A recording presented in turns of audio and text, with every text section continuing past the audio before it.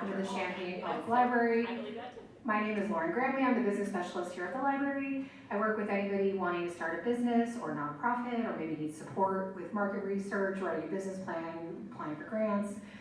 We have various resources here, including one-on-one consultations with me. We have great databases you can access, like Foundation Directory being one of them. But probably the best thing is we have amazing workshops with local experts and all sorts of different topics for the nonprofit and small business community. So that being said, I would like to welcome up to the stage Caitlin Kurtz. She is the director of the Center for Nonprofit Excellence at the Community Foundation of East Central Illinois, and she will introduce today's speaker. Thank you.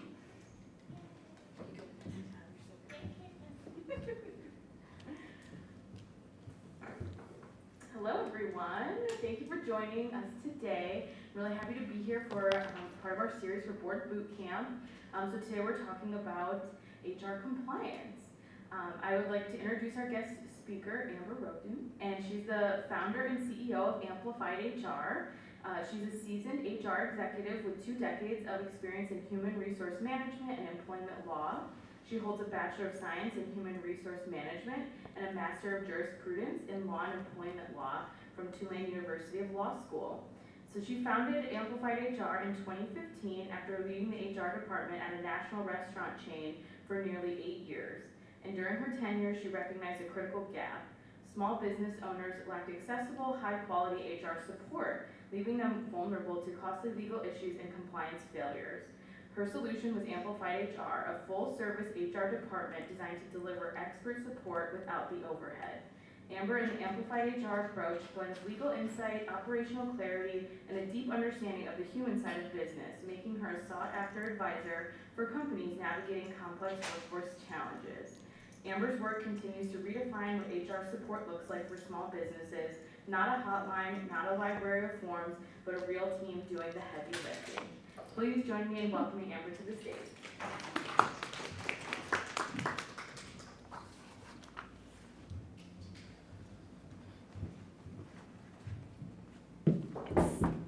I didn't write that, so it's really, really weird to hear it, but thank you for that introduction. Okay, as she said, I'm Amber Rhoton. I didn't realize I have to be up here for the recording. I was gonna walk around, but that's okay. You can no, walk around it's as long fine. as we can hear you. It's fine. It's totally just me fine. being nervous and wanting to be with you guys, especially just a small group like this. Okay, so I want to get started. We're calling this presentation the Compliance Compass. Clever name that our business development director came up with. But it's basically just going to be an overview of some of the things that we have seen with our nonprofit clients as they have onboarded with us, and so I thought it might be helpful. But please, if there's anything else you want to talk about, like if we're talking about one of these topics and you're like, okay, something kind of related to that, I have a question. This is interactive. I want this to be highly valuable for you, so anything that you want to ask questions about, I'm happy to answer those. We already went over the bio, so this was just a little snippet for that. We can skip over that. The agenda for today, talk a little bit about what we have seen for the nonprofit HR landscape, this over the last couple of years, how it's kind of shifted from our perspective. We'll talk about employment classifications, meaning independent contractor versus employee, and exempt versus non-exempt. Those are some of the topics that we've seen some nonprofits struggle with a little bit. Job descriptions and applications, the employee handbook and kind of policies that go in the handbook, I-9s, and then just some takeaways for some best practices that we see that are helping the nonprofit industry or sector. Okay, so when it comes to the shift that we have seen in the last couple of years, always with nonprofits, there was a focus on passion for the mission. And I think that still exists, and that's really important. But over the last couple of years, we've also seen that nonprofits are recognizing that it's great to have that passion, and that's so critical for any of your positions and roles. But it's equally important to make sure that those people are also skilled. Because what we're finding is you can get someone that has so much passion for your mission and your values, what you're seeking to change and improve in society.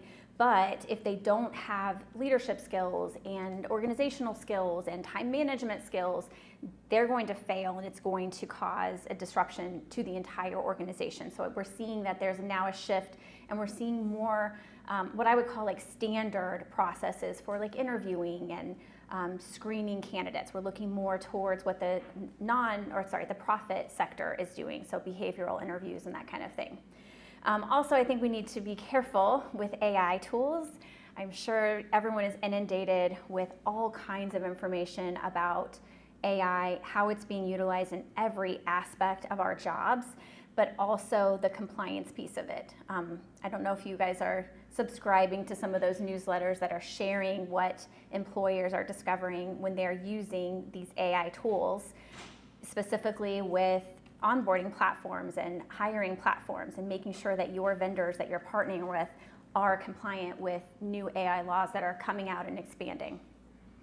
As far as the compliance complexity, as what I talked about with the classifications, exempt versus non-exempt, making that decision, I think a lot of times it's just something that we want to label as, we want to pay this person a salary, they want to be paid a salary, so that's what we're going to do. And understanding that there's actually some qualifications that you have to meet in order to be able to do that legally. Same for contracts. We see a lot of contracts coming through with the nonprofit sector, and I think that there could be some nomenclature used in those documents that don't fully protect the organization. So we'll talk a little bit about that as well. So the difference between contracts and employment agreements and offer letters. And then just the fact that so many of you are tasked with HR responsibilities, and you don't have the background. No one has taught you these employment laws. And so I think it's important to utilize some resources for that as well. Okay, getting started with classifications. Most often we see talk about making the decision between an employee and an independent contractor. And just, I'm curious, do any of you use independent contractors in your organizations? Okay, so the three classifications we usually see are employee, contractor, and then intern. Anyone using interns? Okay, so you probably know some of this. Generally, employees are individuals that are hired by the organization. They're paid through payroll. They might have some benefits, that kind of thing. And then the independent contractor, generally not part of payroll, doesn't receive benefits, and you're paying them, on a scheduled basis. Maybe it's monthly, maybe it's quarterly. They are invoicing you a lot of times, and there's no employment relationship at all. And then there's interns, which are typically short-term employees that are there for a designated period of time, or they're there as an entry-level position. Let me go back a little bit. So the biggest issue is independent contractors. If you're paying someone to do lawn care, to wash the windows, to do office cleaning, that's pretty straightforward, pretty easy to say, yes, that's an independent contractor. These people are usually seeking you out, or you're calling them for a bid, and then you're hiring them. They're sending you an invoice, you're paying the invoice. The trickiness comes in when it's someone that's actually going to be working in the organization, doing things that an employee might if you had an employee. And so that's where we have to follow some rules, and that's where it gets really tricky, because there's two government entities that are very interested in the way that you are classifying these individuals. So the first one is on the left, the Department of Labor, and they have a special test. It's seven things that you have to meet in order to classify that individual as an independent contractor. And the reason they care about this at all is because their job is to make sure that individuals in this country receive employment benefits if they're entitled to them. So they want people who work for you to have benefits, including unemployment, workers' compensation, as well as overtime and any other benefits that you would offer to a regular employee. So they're very interested in when you're going to say, no, this person, we don't want them to be an employee, we want them to be a contractor. They want to make sure that they truly are a contractor and aren't acting as an employee for you that you just don't want to pay on payroll. So that's the first government entity that cares about how you're classifying your employee. And the other is the IRS, because they want their income tax. And when it's left up to an individual to pay them that money, it's a lot harder to get it from them than if it's coming from an employer who's just going to pay that on their behalf. The IRS test, it's called the 20-factor test. They have a lot more stipulations for whether or not that person qualifies to not be an employee for you. So does that make sense? Anything I need to clarify with that? Do you feel like you have a good handle on who you're paying as an independent contractor and who's an employee? Okay. The next step is deciding how to pay them. So again, a lot of times an organization will say, well, it's easier to pay them salary. It's better for our budget because we now know what we can budget for wages. And it's better for the employee because they know what they're getting all the time. They don't have to worry about this week I only worked 35 hours. This week I worked 42 hours. So win-win, right? Everybody wins if they both want salary. The problem with that is, again, the government cares whether they're getting salary or not because they want anyone who's entitled to overtime to receive their overtime. So there are some exemption qualifications. They're called white collar exemptions. So this again is if you are not wanting to pay overtime, you want to pay a flat salary each week. You have to meet some qualifications for that. There are 5, I think there may be 6 qualifications for this. The 3 that I see most often are the administrative exemption, the executive exemption, and the professional exemption. And I have a fact sheet. I'll pass it around because I want to be out from in front of this podium anyway. I should have the mic. I'll just yell. This is what the fact sheet looks like to give you kind of an idea. This is the one for the administrative exemption. So generally, the administrative exemption is going to be an office position. I have like a summary here. Basically, it's going to be non-manual work in the office that is still related to the organization, to the business. And the key is that the person's role, these are always role-based, not people-based, but the role has to exercise discretion and independent judgment with respect to matters of significance. And that's where, again, it gets a little tricky because a lot of times we will look at a role and say, this is very important. If she doesn't manage my calendar effectively, I have so much going on, then my whole world explodes and I can't do anything. So it's a matter of significance. And the government would say, I don't really think that's significant to the organization. So that's where it kind of gets tricky with kind of reconciling what the organization needs for this role and what the government would say qualifies as exempt duties. So that's the first one, the administrative. The executive exemption is generally for someone who is supervising other people. They have to supervise the equivalent of 2 full-time employees. So 80 hours of labor each week would qualify them for this. And then finally, there's the ones I'm going to talk about. There's a professional role. That's generally what you'll see for like an engineer or the IT department. IT actually has a specialized exemption as well. But what I wanted to portray to you is just that there are different exemption qualifications for different types of roles that you need to be able to prove your position is qualified for. The other thing is these are just the duties tests that I'm talking about here. There's also a salary test. There's lots of things you'll see on that fact sheet, things that you have to meet in order for them to qualify to not be paid overtime and to be paid a salary. Any questions about that? Okay. Oh, okay. Yes. Yeah, moving on to the next one. Being a nonprofit, we only have so many hours we can budget for. So is there a way, is it permissible to cap a 40-hour person at 40 hours and not authorize overtime? Technically, yes. However, if they work overtime, they still have to be paid overtime. So you could say, I don't want you working over 40 hours, and if you do, I'm going to give you a disciplinary action. And ultimately, you could be terminated if you don't maintain those hours. But if they work 41, they still have to be paid for 41. Okay, all right, thanks. Great question. Anything else? Sometimes I get questions about like non-exempt salaries and that kind of thing. So, okay, moving on then. Job descriptions and applications.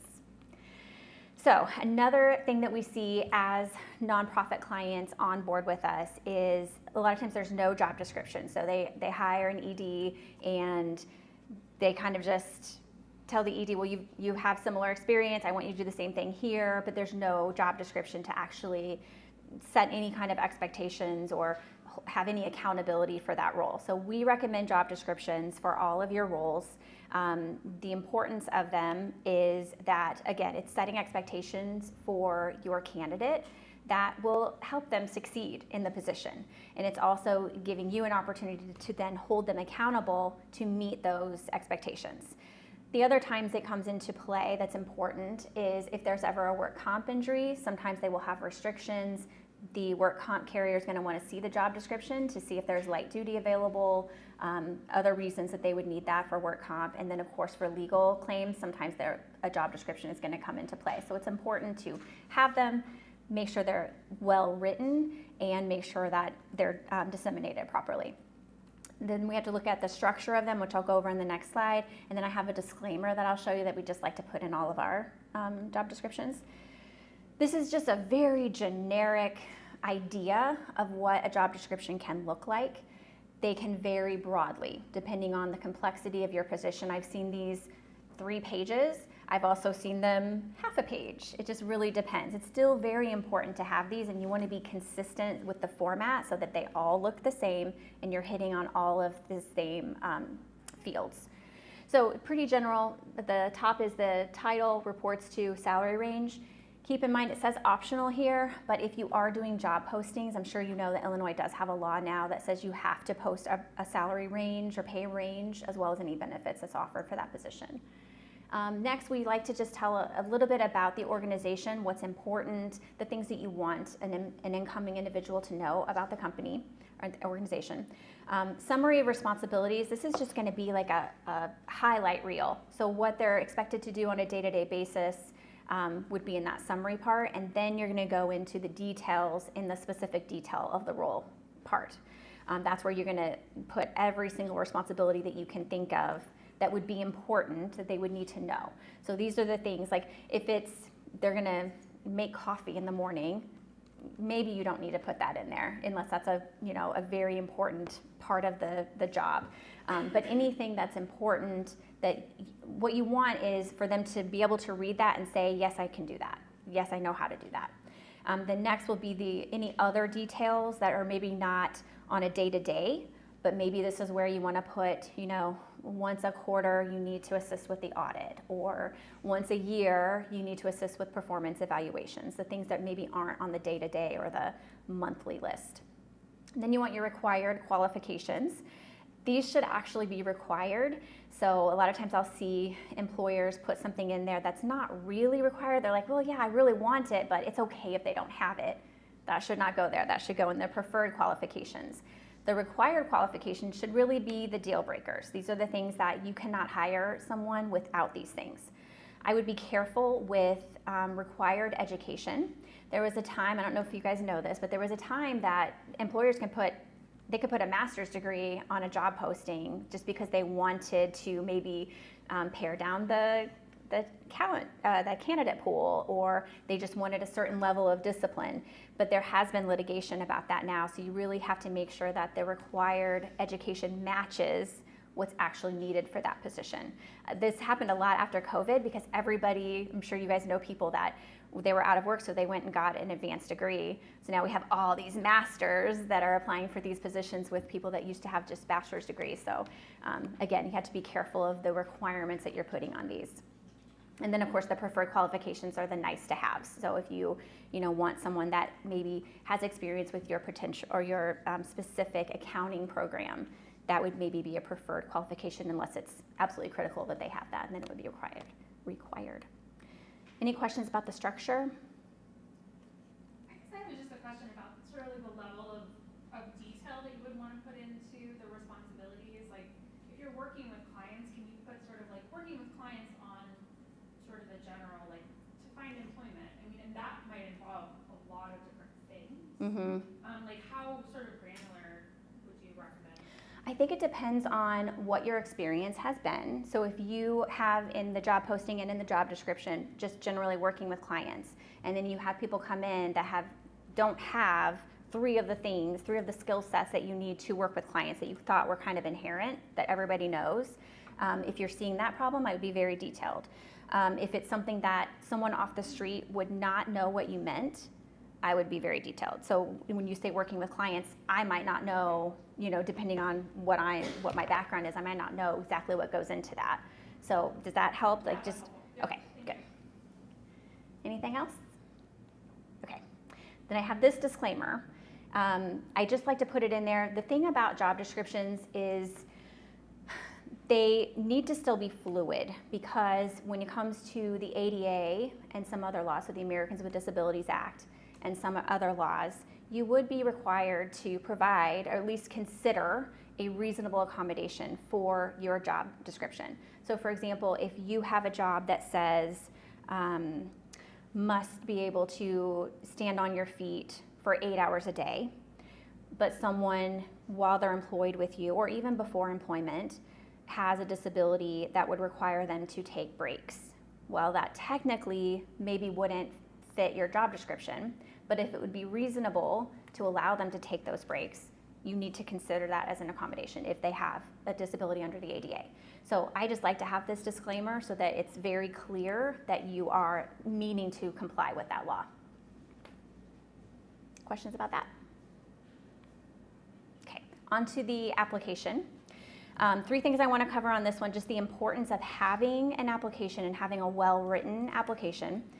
The importance of having an application in addition to a resume, which I think is a lot of times, I get a lot of pushback on that. Like, why do we have to have an application? They're already giving us the resume, it has everything on it.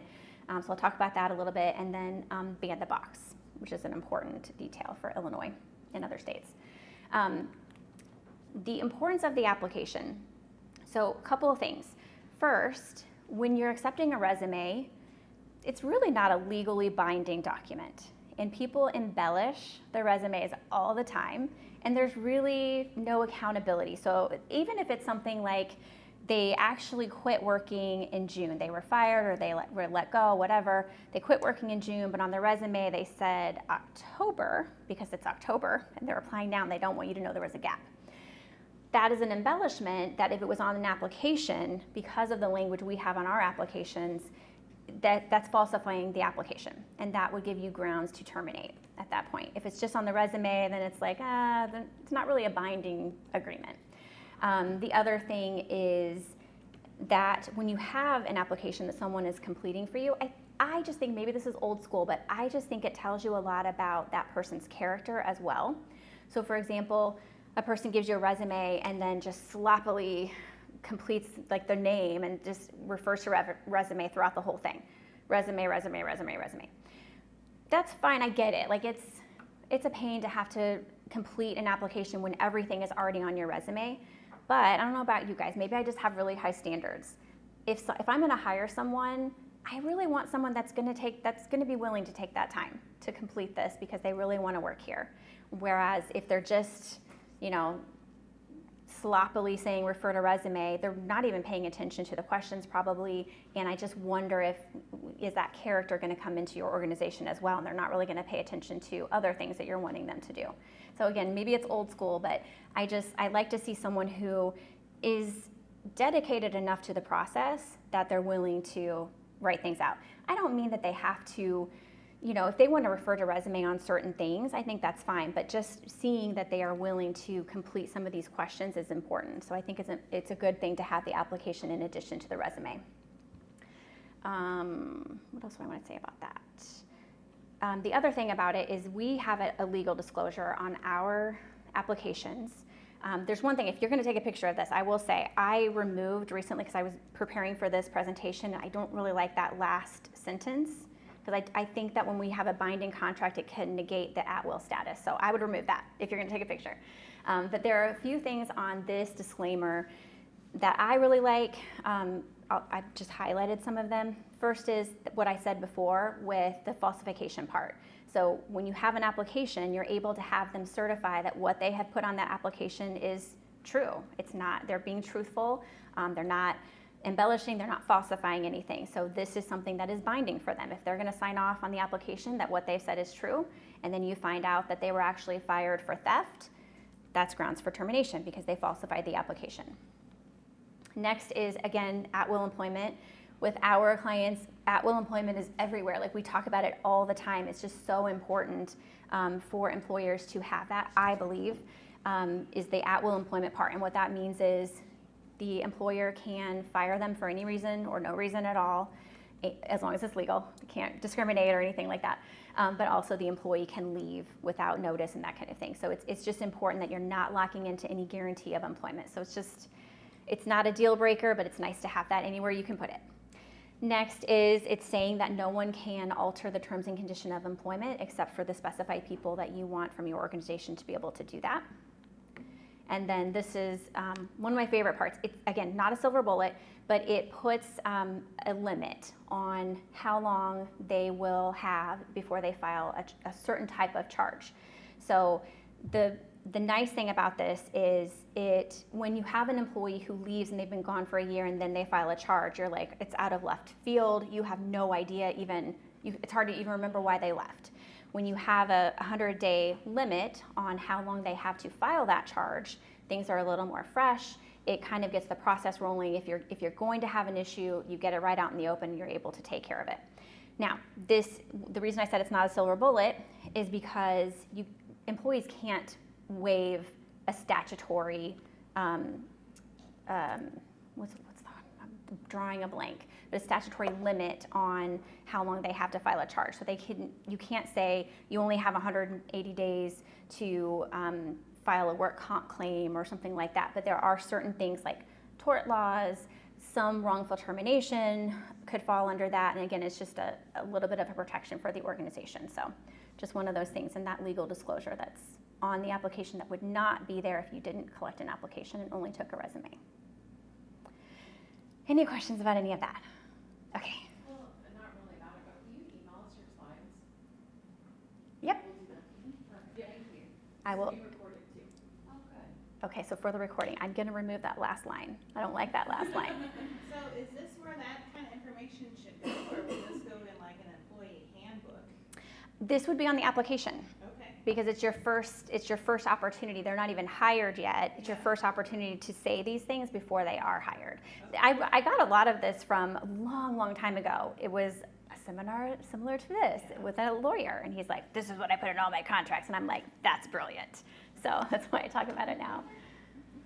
Is there any type of like format for an application that you need to have? Like, does it need to be in paper? Could you have somebody do a Google form and that's sufficient? Yeah, you can pretty much do any format you want. You can put this anywhere. I think on ours it's a one-page, the paper version is a one-page application, and then it has a little box towards the end.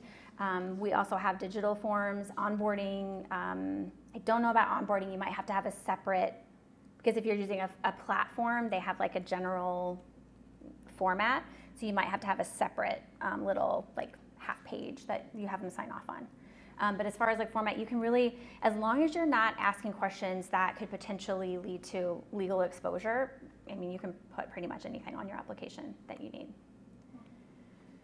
This was supposed to be further up in the box or the presentation, I think, but this is what I was talking about with the ban the box, where it talks about have you ever been convicted of a felony. You never want that on your application. That's a question that in Illinois and many states, probably half of the states in the country, you are not allowed to ask about any kind of criminal history until after a conditional offer of employment has been made. So that should definitely not be on your applications. Sorry. Yeah. So we work with clients, and like our funding structure with the state, like there are certain background checks that people have to go through, and like, certain things like they can't work here if they have these type of convictions. Yeah. Is it okay to put that in like the job description, like? Yes, I think it's fine to say that this is a requirement. You will be required to go through this, but you cannot legally ask them about that criminal history until after the conditional offer of employment has been made. But it's okay to list it as. You can list it as yes. It's required by the government, it's not us. Yeah. Great questions. Anything else? That one? Okay. we're going to move on to the handbook. How am I doing on time? I usually have my phone up here so I can check. Doing good, okay. Okay, so the employee handbook, I feel it's one of the most important documents you can have. It's not the end-all be-all. It's not like when we have a new client come in, we used to like push to get that handbook done first. Now we're kind of, we kind of go with the flow a little bit with what's important to them first. But it's definitely something I think that you should be looking at. I don't know if you have one. A lot of times when we have new clients come in, they have a version of a handbook, but it's really old. There's like a policy in there that's changed 5 times, and you still have the old policy even though you're not doing it that way. I think it's really important that you look at your handbook at least once a year, just to make sure that you're keeping it updated, the policies make sense, you're practicing what you preach basically, and that you're also updating for legal changes. Like, I don't know if you guys have been paying attention the last few years, but there's been a ton of legal changes. So you want to make sure that you have a strong handbook. The thing about the handbook is it kind of sets the foundation for the organization. So it's the guidelines that you're going to look to when an employee comes to you and says, you can't do this. Okay, what does our handbook say? Our handbook says we can't do this, and you signed off on it. So it's a guideline for you, but it also sets really strong expectations for the employees. They love to know what their vacation is. They want to know like all of the things so that they can be successful for you as well. So it's important to have strong policies in your handbook. The things that we look for, there's lots of things you can put in a handbook. Handbooks, I'm sure you've seen some that are like an encyclopedia and some that are like 2 pages. Neither one is good. You kind of want to hit a balance in between. But what we look for is general rules for employment, like the things that are very important to your organization. And I've seen that even be, how your staff is managing the kitchen. You expect them to do their dishes when they use them, and don't, make popcorn because it smells up the whole office. Whatever those rules are, it's important to have those in your handbook. We think every employer should have a confidentiality agreement, but some of you may also need non-disclosures or other industry-specific agreements to protect confidentiality in maybe a more strong way or more legally compliant way. Nowadays, I think everyone needs a computer usage and social media policy, company property policy, and then of course any legally mandated policies. So industry-specific or things like Illinois, you have to have a sexual harassment policy. Those kinds of things should be in your handbook. So again, what these are creating is preventing misunderstandings, guiding your decision-making in a consistent manner so that it's not, well, I think I gave Susie 3 days for bereavement. John wants 5, I don't know what to do. Like having those decision-making policies in there is really helpful. And then it also helps you just demonstrate accountability to your funders, just your stakeholders in general. They want to see that you have a strong handbook. Yes? So if someone gets hired in 2017 and they become an employee and they go through the handbook, but then you change things, Mm-hmm. can they say, oh no, I came in under the 2017 handbook, not the... Yes, if you have not rolled out another acknowledgement. So generally, if there are material changes to your handbook, you should do another handbook acknowledgement. So all handbooks should have a handbook acknowledgement that basically says, again, at-will employment, and the fact that the handbook supersedes previous handbooks. Anytime you make a change, if it's a really significant change, like recently we changed a PTO policy that was pretty significant. So with that one, we actually highlighted, this is what we changed, and then had them sign another handbook acknowledgement. So yes, if you have never updated your handbook and never disseminated it, the updated handbook, then you can't hold them accountable to those policies if they don't have them. Great questions. I love these questions. I should be giving out prizes. I have sticky notes. I have sticky notes. Who's asked me a question? Valuable prizes. Here we go. Who else? I think you asked a question. Did you ask a question? I asked if I could respond. That's a question. You get a sticky note. You get a sticky note. There you go. Okay. Any other questions about handbooks or anything like that? Did I miss anybody? You all will have an opportunity to get sticky notes. Don't worry. Okay. Moving on to the Form I-9.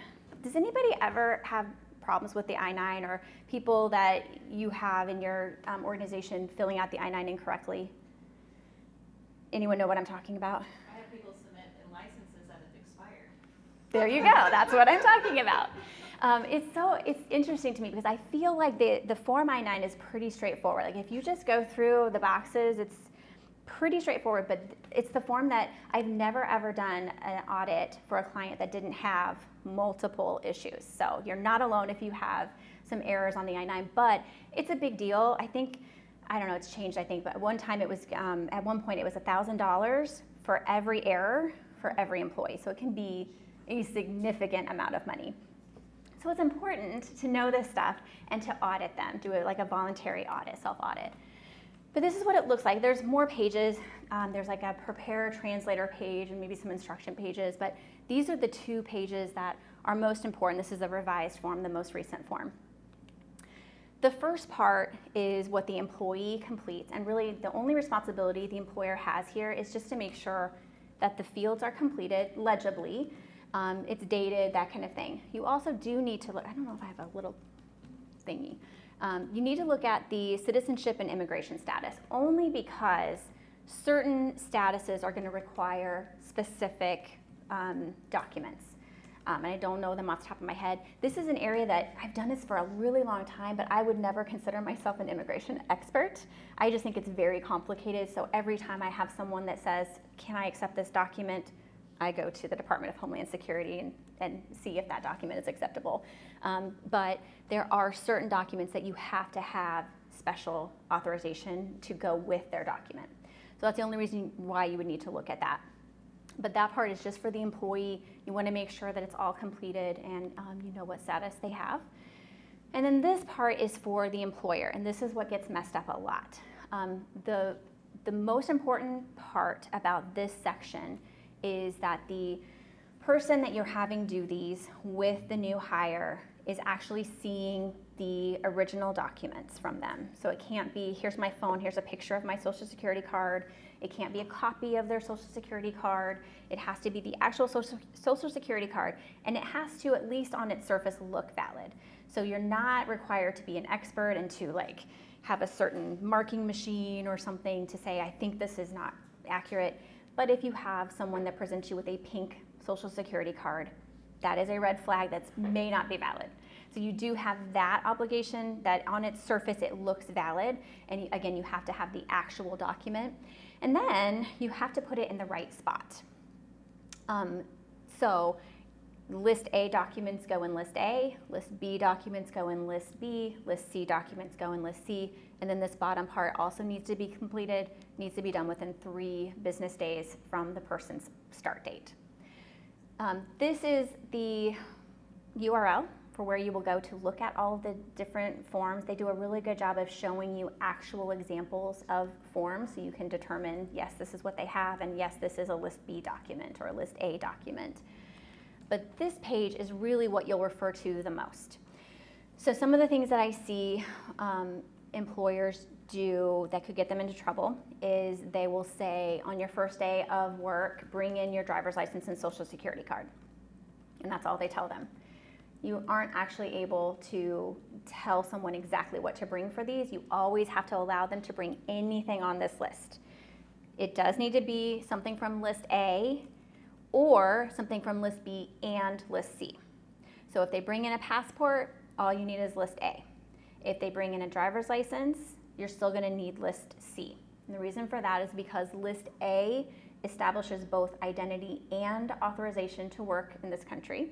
List B only establishes identity. List C only establishes authorization to work. So that's why you have to have one for each of those. So as long as, this is where, again, where it gets tricky. You'll have a high school student bring in their school ID card, and you'll be like, you can't bring this in. Look at the list. Yes, they can. There's lots of times that even I have thought that's not valid, and I look at the list and I'm like, sure is valid. So that's your kind of your Bible when it comes to your guide for the I-9, is to look at that list and give that to employees too. A lot of times I'll have someone who is not a citizen, and they're like, I have this, and we're like, well, that's not enough. Here's this list. Can you bring something from this list? And then you just have to accept whatever they bring as long as it's on that list. Questions about that? I think that's all for that one. Oh, some takeaways. Has to be completed within 3 days of the hire. or the start date. Cannot require certain IDs, I talked about that. One thing I didn't touch on, you probably shouldn't staple anything to it. This is kind of more old school, where it used to be that people would write something down like thick accent, couldn't understand them, and then staple it to the I-9. I mean, probably not a good thing to have. And so it's better to not have anything stapled, because otherwise someone's gonna be like, well, what was stapled there? So it's better not to staple it. Don't add any notes. Sometimes I've seen people write on the I-9, stuff like that. Please don't do that. The other thing to remember is you do have to retain them for a certain period of time. You have to retain them the whole time someone's employed with you actively. And then after they leave, you have to retain them for at least 1 year after termination, or 3 years from their original hire date, whichever is longer. Make sense? Not make sense? Say that one more time. 1 year after termination, or 3 years after their hire date. And then the last tip is, I recommend you keep them separate from the employee file, because if you're ever audited, and even if you're gonna do a self-audit, it's just much easier to give a folder of I-9s than it is to give 100, because they'll go back for people who are terminated if they're in that time frame. 100 employee files, stacks of files. One thing is for ease, that it's just easier to go through that one file, but also, even though they're a completely separate agency, if they're looking through and they see something that's like, I wonder if the Department of Labor might want to know about this. This looks a little weird. You don't want to give them any reason to enter any other agencies into the process, so it's better just to keep them separate. Questions? Yes. How are we managing this for remote staff that might not have the ability to come on site to physically present? I will have to look at the update. I know during COVID they allowed it, but I'm pretty sure they went back to no more allowance. So generally what I have seen is they will use a staffing agency. So they'll just pay a third party to do the I-9 part, and then you'll get the documents from that. I've been scanning these, we use QuickBooks for our payroll, so Mhm. I've been scanning them and putting them in there, and That's probably okay. The rules for this is they have to be easily accessible, and you need to have backups, because it's not going to be enough if you say, oh shoot, QuickBooks lost it. That is not a defense for you. So I would have backups. Great questions. Anything But else? it doesn't need to go anywhere else. I mean, I just hang on to it in case someday. Yes. Yeah. Yes, exactly. Doesn't need to go anywhere else, but you do have to have it readily accessible and have backups just in case. Anything? Oh, no, this is a new topic. We're good. Anything else on the I-9? Okay. Ooh, I'm doing okay. We're heading into no time for questions, but you guys have been doing a great job asking as we go. Okay, so some of the takeaways then, just general HR takeaways. You've heard this, document. Like, there was a whole saying in my whole HR career, document, document, document, and if it's not documented, signed, and dated, it didn't happen. So document everything. And I think there's lots of ways you can do this, but the important thing is it really should be documented immediately. So if you have an employee that is continuously late and you decide, I'm gonna talk to this person, you need to document that somehow. Even though it's just a verbal conversation, even though it's just he's 10 minutes late, but it's all the time, you still need to document it. It's going to come back to haunt you if you do not. So that could be, you write it in your planner, you write it on a notebook. My favorite way to do it is you have a conversation and then you follow up with an email and say, hey John, thanks for talking to me today. We discussed that you've been 10 minutes late all the time, like several times a week. You are gonna do a better job of getting here on time. Now it's documented, time-stamped, you're golden. So it goes for a simple conversation like that. It goes for like big performance issues. I promise you this is probably the hardest thing clients face with us, because they'll come to us and say, I can't do it anymore. This person is failing. It's wasting all my time. All I'm doing is managing them. And we'll say, okay, well, do you have any documentation? No, there's nothing. So a termination should never be a surprise. A performance improvement plan should never be a surprise. The person should know they're on that path, and you're doing a disservice to them and to you if you're not telling them. So the documentation is so important immediately, like as it's happening. The other thing is to be consistent with all of the things we've talked about. That's why the handbook is so important, but it's important to have the consistency throughout the organization so that you're not inadvertently letting your best employees get away with things that you're not letting your worst employees get away with. Because even though you could say, well, it's because they're my best employee and they're so good at this, I don't really care about the lateness. It doesn't work that way, because what's going to happen is your best employee is going to be a 25-year-old female and your worst employee is going to be a 55-year-old male, and he's going to say, well, it's because she's younger or female or some other protected characteristic. So it's just best to be consistent with all of that. And then train your leaders on the same things. The training is so important, including for you guys, getting that education, either partnering with someone in HR or going to HR conferences and subscribing to HR newsletters, just staying up on that kind of stuff. And then the last thing on here is to ensure there are escalation pathways. When there's only one person in the organization that people can complain to, I think it causes a problem. Number one, especially if maybe you're intimidating, or maybe they're just intimidated by you or by the role, so they don't feel comfortable telling you when something is happening. Trust me, you don't want to know, but you do want to know when stuff is happening. So it's better for them to have multiple people that they can go to, an escalation pathway, to make sure that their complaints are heard. The other thing is, you don't want it to be like, well, I only have this one person, I don't really like him, and so I'm just going to go to the government agency and they'll let them take care of it. Like, you want to know this stuff so that you can get ahead of it. And then the last ones are that the leaders in the organization really should have full approval on all policies.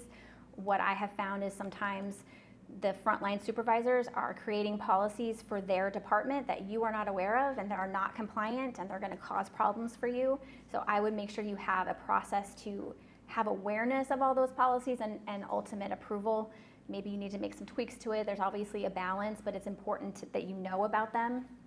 HR support, I talked about that a second ago. Fractional HR, like Amplified HR. Some payroll companies will offer limited HR, but still someone you can go to. If you, I would check into your insurance policies. You should probably have employment practices liability, depending on how many employees you have. Employment practices liability insurance will generally have HR as well. Not as good as like Amplified HR, but it's free with the policy. So definitely you need some support. It's too hard these days, I think. I mean, do you guys agree? Like, the HR side of things, the employee side of things is hard. Maybe one of the hardest parts of any job is managing employees. So get some support, and then of course model that accountability top down for the organization. I think that's it.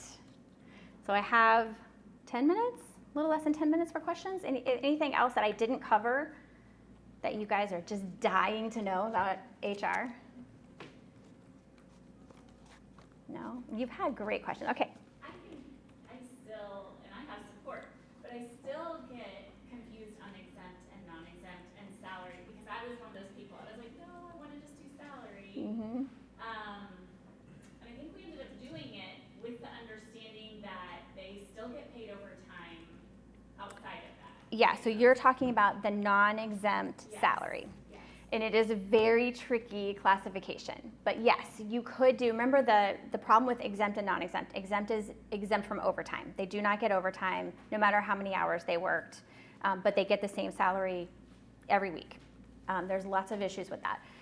Non-exempt, they're eligible for overtime. They get paid for every hour they work.